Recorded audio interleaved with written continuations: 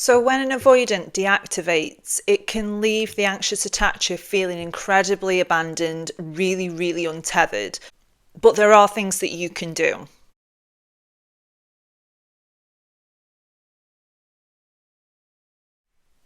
Hi, I'm Amy and welcome to my channel. I'm a certified attachment style coach and I help anxious attachers break the cycle of avoidant and emotionally unavailable partners so you can really thrive in your independence and prevent future heartbreak. And in this video, I'm going to talk about how to handle an avoidance deactivation. So if you're interested in what your attachment style is, I do have a free attachment style quiz. The link is in my bio, but let's get into it. So those that have followed me for a while will know that I was in a relationship with an avoidant for 7 years, and this relationship was very on and off. And in that time, I healed my anxious attachment and became securely attached. And that relationship's history now. But what I want to do is I want to help others that were in the same situation as I was. And what tended to happen with me and my ex-partner an awful lot was avoidant deactivation.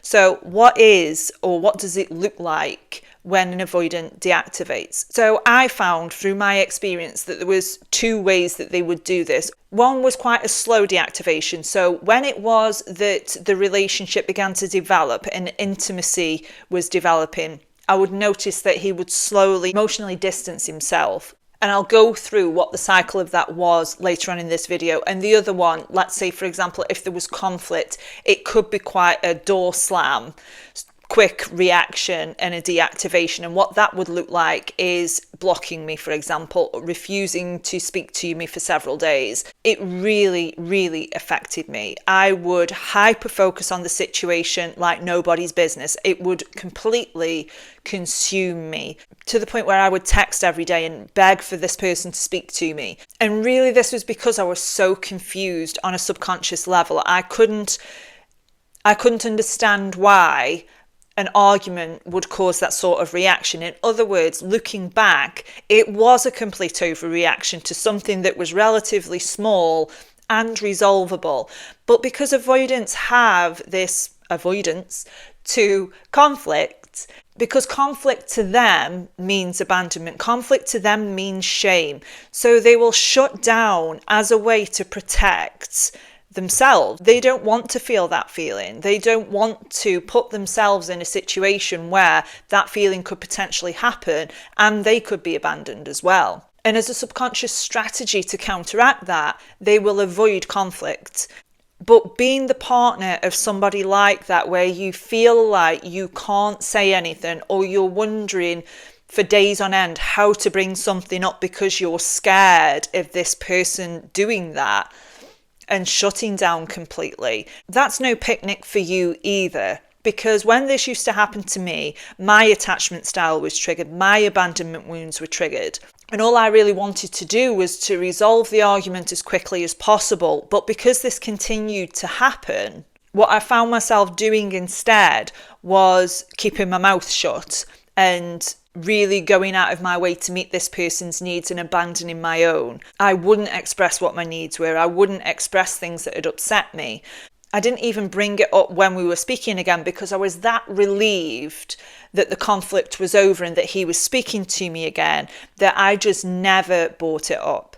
So if it is that you're in this situation, I have helped lots and lots of clients the world over with this very same problem. And I've created a really specific blueprint of exactly what I did to heal my attachment style from anxious to secure. And it does not have to take a long time at all. It can happen really fast when you commit to it and you commit to the process and ultimately commit to yourself, prioritize yourself. So if you're interested in that, I do have a few slots available this week. If you email me, my link is in the bio, and let's connect and let's talk about it. So the other way, as I mentioned before, happened quite slowly. This didn't tend to involve conflict, but when it was that the relationship was developing and there was an expectation for vulnerability or intimacy, this person would emotionally distance themselves from me. Now, in the early days, what would happen with this, because I was super hyper vigilant on things like distancing, I would notice that. and really become anxious about it. I would try to address this with this person after sometimes several weeks of this happening, but they would shut down. So what does it look like when an avoidant shuts down? So shutdown strategies for an avoidant, you might be well versed in this. You might have experienced all of these. So number one is stonewalling. And what stonewalling might look like with an avoidant is ignoring you or not responding to text messages. It might be as obvious as them saying, I'm not talking to you about this. You need to drop this subject. And again, being on the opposite end of this is distressing because you can't talk to your partner about things that are going on with you. Other ways avoidants deactivate is blaming or blame shifting. So if it is that you're talking to them about something, instead of taking accountability for it, they will shift the blame and say, well, you do this and you do this. And you might, as in my experience, you might have an absolute avalanche of criticism thrown back at you. And it's quite shaming because then you start blaming yourself. But this is the point of it, because if the avoidant can avoid accountability by blaming you so you feel ashamed and you feel guilty, you're not going to bring that up again. And I'm not saying that they're doing this consciously as a way to hurt you. What I am saying is it is a subconscious strategy. Is it hurtful? Absolutely yes. Is it manipulative? Yes. Because ultimately you want a relationship where you can communicate openly with your partner, where you're not afraid of saying something to them that's going to upset them to the degree that they don't talk to you. So what do you do when this happens? What can you do to help the situation? The first thing is to honour their need for space.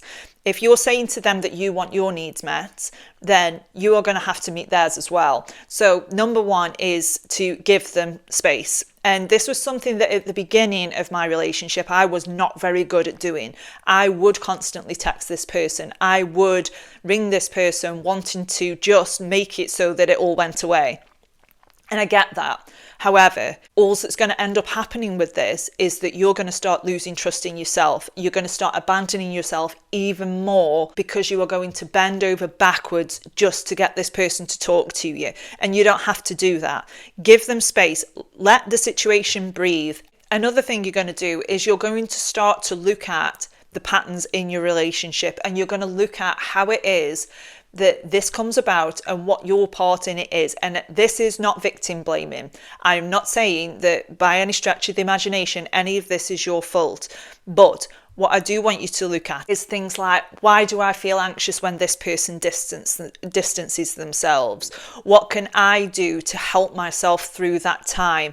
What can I tell myself that is going to soothe my emotions? Because as anxious attachers, we do struggle with soothing our own emotions, and which in turn makes us want to pull our partners closer because we're used to soothing our emotions through somebody else. So if you can really start to soothe your own emotions, maybe start journaling. I'm a massive, massive fan of journaling. And just write down what it is that you're thinking and feeling and learn how to be there for yourself. Learn how to regulate yourself without somebody else being there. And maybe it is that you're in a period of no contact with this person. And maybe it is that you're considering, I can't move on with this anymore. That's absolutely fine too. I'm not here saying that you have to bend over backwards to meet somebody else's needs, because actually stonewalling after an argument is incredibly immature. And I'm not saying that you need to enable that behaviour either, which is what you're going to have to think about whilst you're in no contact, is how am I going to address this situation properly so that I feel like it's resolved when we're back in touch. And this might be a very uncomfortable argument, and maybe you will be afraid of this person just stonewalling you again. But you need to have the awareness that that is their stuff. That is their healing that they need to do. And ask yourself why it is that I feed into this pattern and I ignore what my needs are. Go into your past, go into your childhood. Were you taught that your feelings didn't matter? Were you taught to keep your mouth shut? Were you trying your best to keep the peace within the household? And maybe you've took on this persona as sort of a peacemaker. So it's really foreign to you to actually stand up for yourself and express what your needs are. So those are some things you can do. And quite often, yes, the avoidant does come back around. Yes, they do unblock you and speak to you eventually. And that's certainly been my experience and the experience of clients that I've helped in the past as well, where eventually, yes, they have spoken to you. But at that point, it's then up to you what you want to do with that and what you want to do with this information, because you do deserve a relationship where you're not stonewalled. You do deserve a relationship where your needs and feelings matter to somebody. So I hope you found that video helpful. If you did, drop a comment below. I do have a 6-week self-study course becoming available soon. So subscribe to this channel for more information on that, but I will see you in the next video.